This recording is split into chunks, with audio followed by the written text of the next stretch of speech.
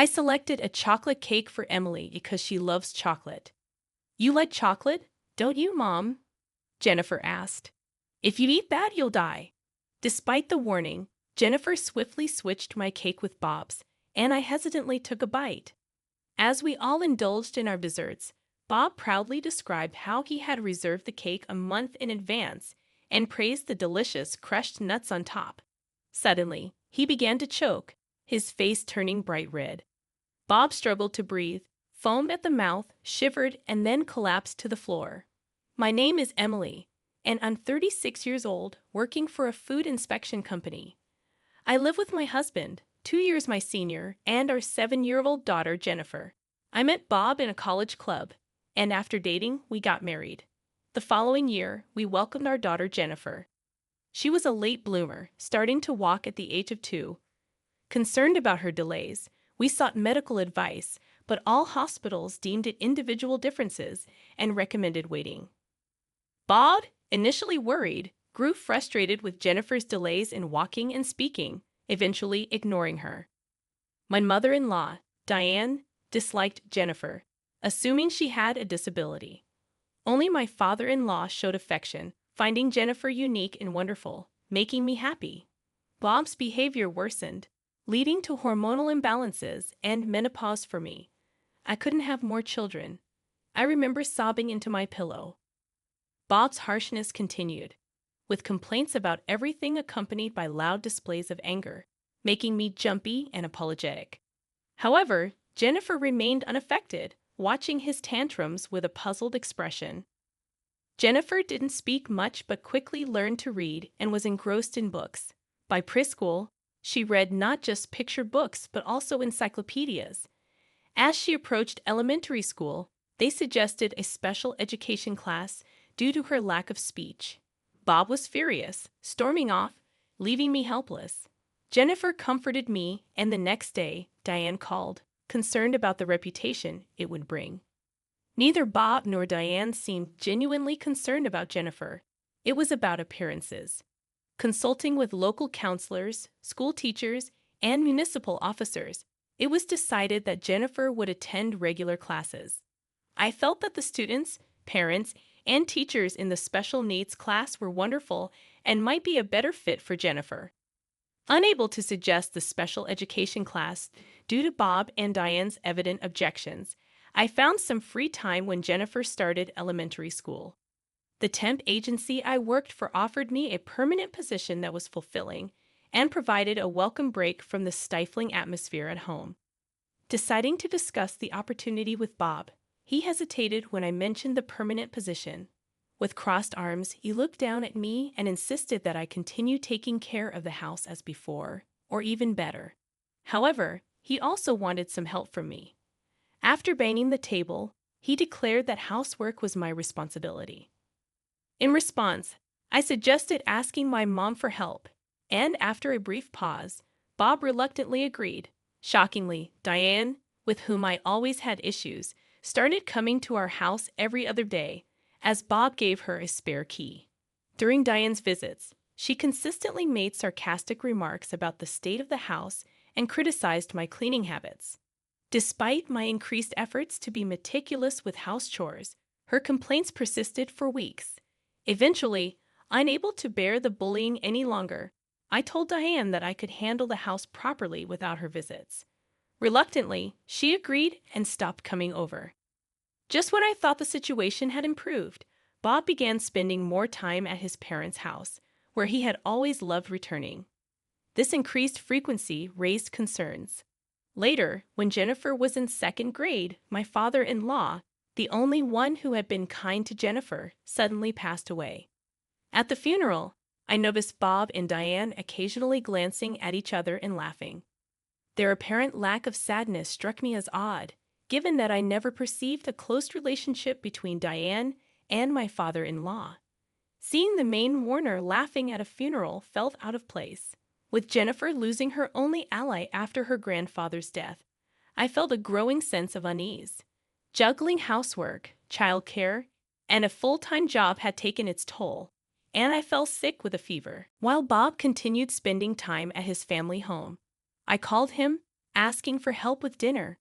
To my dismay, he flatly refused, citing concerns about catching a cold from me. Bob stated that he would stay at his parents' place for a bit, and he hung up without further discussion. His absence extended to a whole week. As I began to recover and work became busier, news of my potential promotion to section manager brought excitement. However, the joy was tempered by the realization of the additional responsibilities it would entail, especially considering my duties at home. When I spoke to Bob about it, he insisted that I maintain my role in household duties. Moreover, he condescendingly questioned my ability to handle a position like section manager, pointing out that it was the same rank as his. The next day, Diane visited our house, relaying Bob's complaints about the messy state of the house.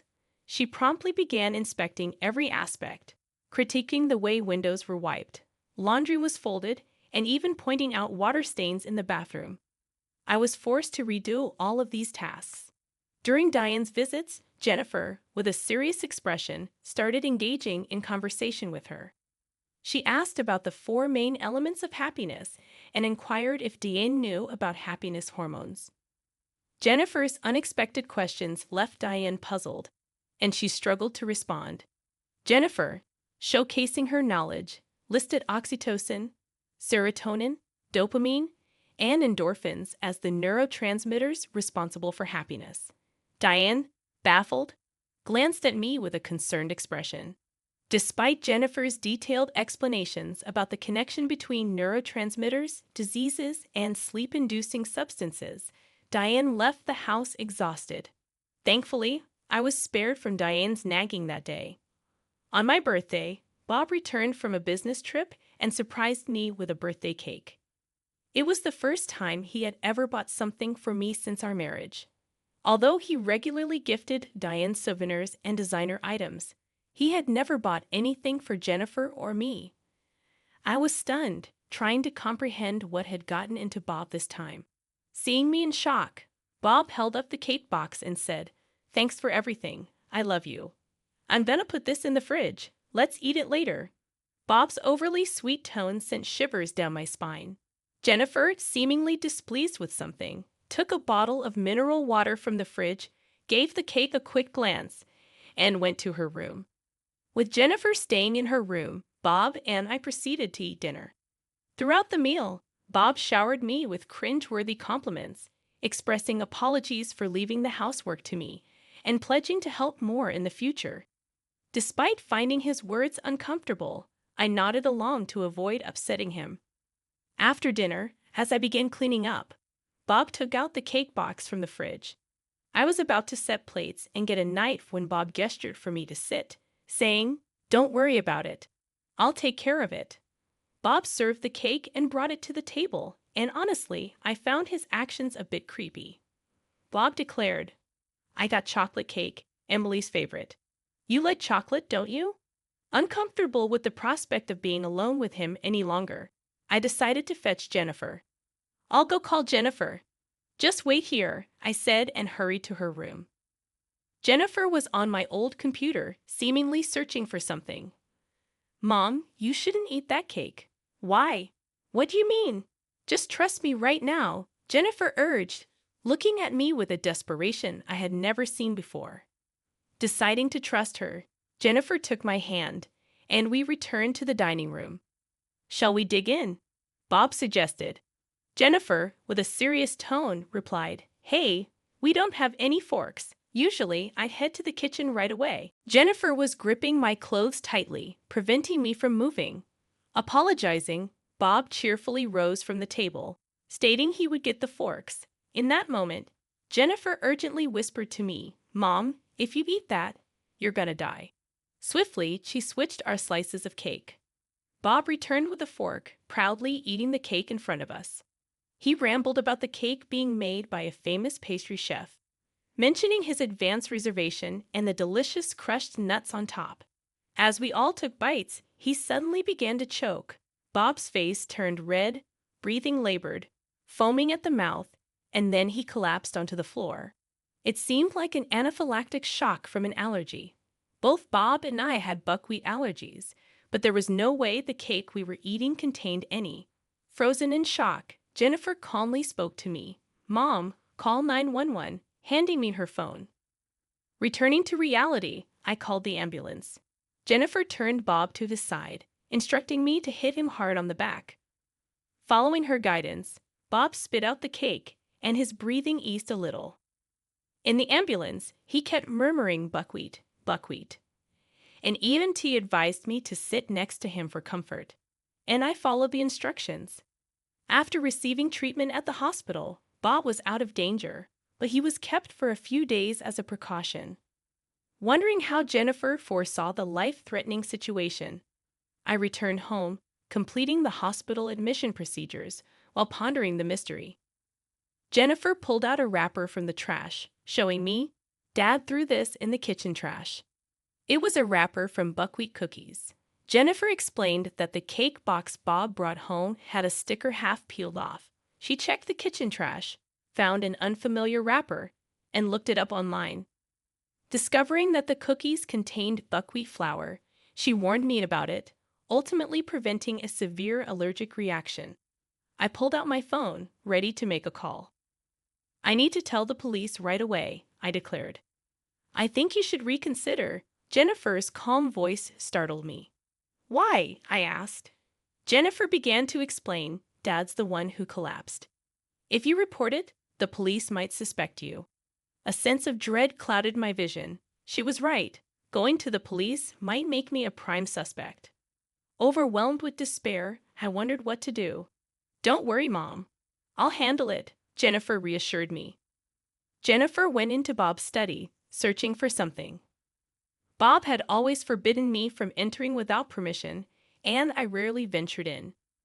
Jennifer rummaged through a drawer and flipped through a notebook, mentioning that Dad had always been meticulous. She stopped and showed me a page from the notebook, revealing a sinister plan. My father-in-law had been a victim in a similar way, and the note detailed how to mix crushed buckwheat cookies into seasoning. Shockingly, Diane was involved in this sinister plan, and at the bottom of the page, it read, "Next, Emily's birthday." I clenched the notebook tightly in my hands. "It's okay, that's why," Jennifer said, her voice strained as she tried to comfort me. In that moment, I realized I was shaking more from anger than fear. After what he did to my father-in-law, he was after my life. I made a vow deep within. I would never forgive Bob and Diane. With determination in my heart, I spoke to Jennifer. "Hey, this notebook, it could be used as evidence, right?" I asked. Jennifer shook her head sadly. "I wish, but probably not. If they claim it's just a figment of their imagination, we've got nothing. And as for Grandpa, there's no way to prove anything now." I hung my head deep in thought. You're right. Without concrete evidence, they can weasel out of it. Jennifer gripped my hand tightly. "I'll find the evidence. I promise I'm gonna protect you. We'll send those two to prison." Encouraged by Jennifer's words, I nodded with determination and squeezed her hand in return. If they want to fight, we'll give them one. For Jennifer and for my own sake, I was resolved to protect my life and avenge my father-in-law. Jennifer and I swore to take revenge on Bob and Diane, and we started preparing for our final confrontation. The first step was to lure them into our house. I asked Diane to tell me Bob's favorite dishes, saying I wanted to cook for him when he got out of the hospital. Without any suspicion, Diane came over, and though I didn't want to be with her for even a second, I held my tongue and learned her recipes in the kitchen. Meanwhile, Jennifer went through Diane's purse and found the buckwheat cookies. Swiftly, Jennifer took just one of them. The next day, I brought the buckwheat cookie to work and requested a composition test. Working in a food inspecting company unexpectedly came in handy at a time like this. A few days later, Bob was discharged from the hospital. I told Diane that I was preparing a special dinner for his discharge and asked her to pick up Bob. While waiting for Bob to come home, Jennifer and I prepared a table filled with Bob's favorite dishes. By the time the dinner preparations were finished, Bob and Diane had returned home. Jennifer went to the front door to greet them, holding Bob's bags and guiding them to the dining table. "Mom and I made today's dishes, taught by Grandma. Bob, pleased, took his seat and began eating. Diane, too, seemed to enjoy her meal. After a while, puzzled expressions formed on their faces. "Hey, Mom, look at that," Bob whispered to Diane, gesturing subtly. "Oh my God," Diane exclaimed, staring at something on the table, her eyes widening in shock. So startled, she even dropped the fried chicken she was holding with her fork, seemingly not noticing. Bob and Diane stopped eating. Trying to lighten the mood, I asked Bob, "Is the seasoning all right? I guess I can't make it quite like your mother did." Both their heads were down, and they responded, "No, it's not that. It's delicious." Beaming a big smile at them, I added, "This seasoning isn't just tasty. It seems to be quite invigorating, too. My father-in-law had told me about it." While Bob and Diane shivered as if cold, I continued to smile, unfazed. I instructed Jennifer to sprinkle some of the seasoning on their food, but Bob vehemently interrupted, demanding Jennifer to stop. Confused, he questioned why they were so spooked. "I just wanted you and your mother to live a long life," I replied with a broad grin. Diane, covering her ears and screaming, pleaded with me to stop. I sarcastically mentioned how they wanted me to be healthy too, which led them to sprinkle butt stuff on the cake, resulting in Bob ending up in the hospital. I handed a set of documents to the shocked duo, explaining that our company's inspector had checked the contents of the cake and the buckwheat cookies, revealing matching ingredients. Confronted with the evidence, Bob and Diane exchanged glances, feigning innocence. "What are you talking about? I have no idea about any of that," they insisted. Diane claimed the cookies were a gift from a friend, but I calmly placed a copy of Bob's notebook on the table. "Then what's this note about ordering cookies online?" I asked. The notebook detailed the manufacturer, product name, shipping date, price, and more. Bob and Diane's faces turned from red to blue. "It also says here that in small amounts, it wouldn't be detected if induced to vomit." I stared intently at Diane. "This is related to my father-in-law's cause of death, isn't it?" Bob, looking defeated, began to speak. "Dad was in our way. Maybe he didn't like that Mom and I were close. He was always butting in and being a nuisance. He constantly lectured Bob and me, saying things like our relationship isn't normal. I couldn't stand it. We mixed those buckwheat cookies into the seasoning and made him eat it. It was merely concerned for an unusually close mother-son relationship that had troubled my father-in-law.